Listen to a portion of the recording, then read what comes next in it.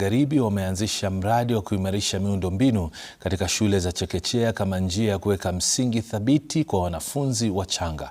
Haya yanajiri baada ya wakazi hao kutoridhishwa na hali ya shule hizo na kukiri kwamba wanafunzi hao wanapitia changamoto si haba, hali ambayo inalemaza masomo kwa kiasi kikubwa. Kwa mujibu wa walimu katika shule hizo za chekechea, miundombinu mbovu katika shule hizo unahatarisha maisha ya wanafunzi wakati wa masomo.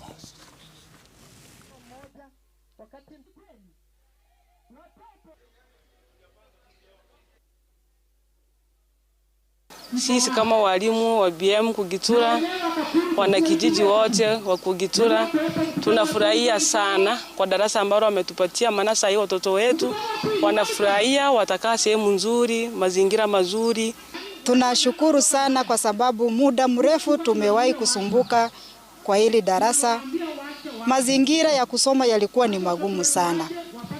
Lakini tumeshukuru kwa sababu ametujelea kutupa darasa ambalo tunafurahia. Miundombinu iliyokuwepo isingeweza kuwasaidia hawa watoto katika kujikwamua kwenye elimu, katika jamii na vinginevyo.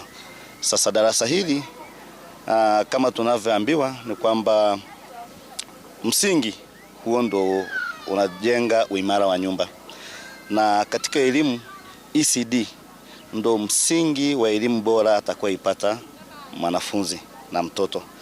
Sisi kama wapiga kura wa Migori County tulichagua gavana anaitwa Ochilo Ayako. Chini yake kuna mawaziri wa elimu. Hao ndio wanatakana mambo kama haya wayaangazie. Lakini kwa bahati mbaya hawayaangazii. Basi mimi niwape tu challenge kwamba darasa la kwanza tumehamasishana kama wanakijiji, kama wafadhili tumejenga. Lile la kwenu mlilokuja mwezi wa 10 mkaahidi wazazi na wanafunzi kwamba mtajenga, tunaomba kabla ya muhula huu kuisha uwe mmeshalijenga.